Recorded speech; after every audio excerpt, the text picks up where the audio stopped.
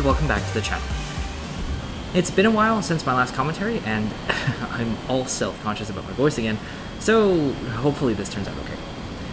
I've been away for a while, mostly because of school and whatnot, but also, and not to be a negative Nancy, also because sometimes playing War Thunder feels like trying to swim up a waterfall, except instead of water, it's power creep. It really feels like I can never get a hang of the top tier meta because the goalposts just keep moving. With faster jets, and better radar, and better missiles. And now that 4th generation fighters are coming soon, TM, apparently, I think it's only going to get worse. But I wouldn't be here making a War Thunder video if I wasn't having fun with the game, and I think I've found a way to have a lot of brain-dead fun at top tier. This is the East German MiG-21bis-SAU, currently at battle rating 11.3 in ARB. The reason it's got a higher battle rating than the Russian MiG-21bis is because it can carry R-60MKs, which are the first true all-aspect Fox 2 missiles in the game, along with R-60Ms, which are the same. Now, I have a whole bunch of mixed feelings about high maneuverability all-aspect missiles in War Thunder, and a lot of them aren't positive ones. See, the thing with missiles is you used to be safe from them if you flew at the plane trying to shoot the missiles at you. And that meant you have a situation where you have to try to get onto the enemy 6, or at least into their control zone, so you can shoot a missile that will actually track. And so there was this strong importance of positioning in top tier combat, even though guns were no longer your primary weapon. With all aspect missiles though, this just goes out the window. Now you have to worry about missiles coming at you in a head-on, and if you're doing something like going head-on with a pulse Doppler radar, well, you can notch, but then they'll just shoot a Fox 2 at your ass, and if you don't notch, then good luck trying to dodge a Sky Flash. The R60M and MK are slightly less annoying because they're very susceptible to flares, but I've been flying the Draken a lot recently, and that thing doesn't get flares. So let's just say I am very sick of seeing that red missile indicator coming at me in a head-on. But you know what they say? If you can't beat 'em, join 'em.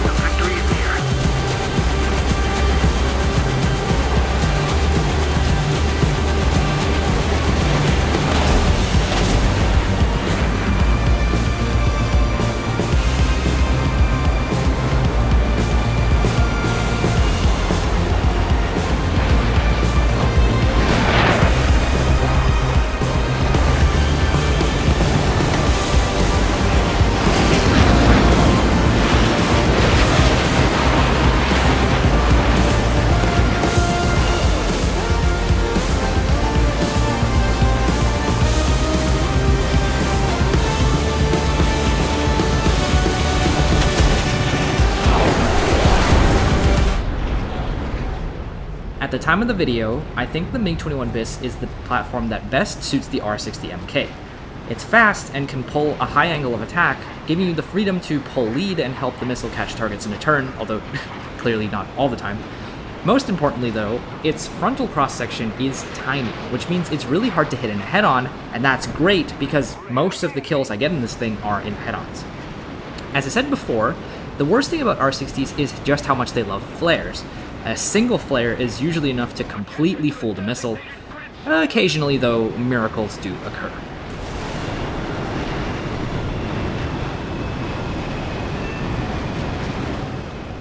There is one other major drawback to the R60MK, and it's kind of the same reason as its love for flares. Because the little central lock region is so big, stuff like this happens way more often than I like. mostly because of how trigger happy I am. The missile knows what it is at all times. It knows this because it knows what it isn't. Also, if you were curious about whether or not I actually killed that Phantom, the answer is no. No, I didn't. But you know what? It doesn't matter that I can't aim the GSH-23. It also doesn't matter that the MiG-21 airframe is awful at retaining energy. It also doesn't matter that their radar sucks and the RWR only gives you pings from 4 directions. At the end of the day, when you fly this plane, it's not about the plane so much as about getting into position to get the missiles off the rails. And sure, there is a bit of artistry to that, but at the end of the day, if the enemies are paying attention to you, there isn't a whole lot you can do at top tier in any plane, really. The trick is to position yourself in a way so that you catch people off guard. That, and to use the all-aspect capabilities of the R60MK to their full potential. Personally, I like launching from within a kilometer in a head-on if I can, because it doesn't give them time to react. And like I said before, sometimes just miracles occur.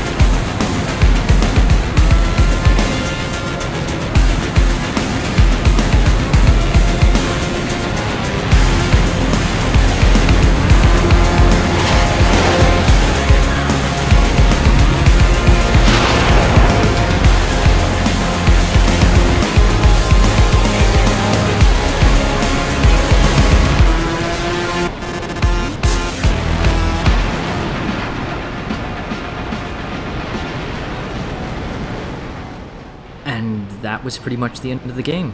5 missiles, 5 kills, and I never got to use the 6th. But, as you know, if you've played top tier, that's kind of how these games go. Anyway, I hope you enjoyed, and I'll leave you with a bit of a live reaction clip of the game that I just showed.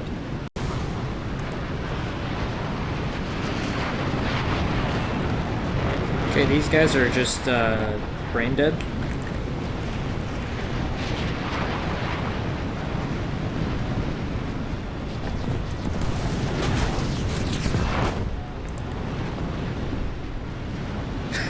Brain dead, dude. Absolutely brain dead. I have no idea what the f these guys are doing. F for EJ.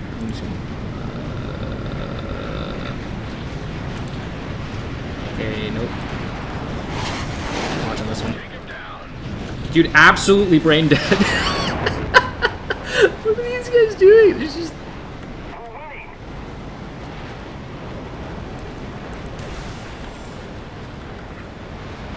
absolutely brain dead.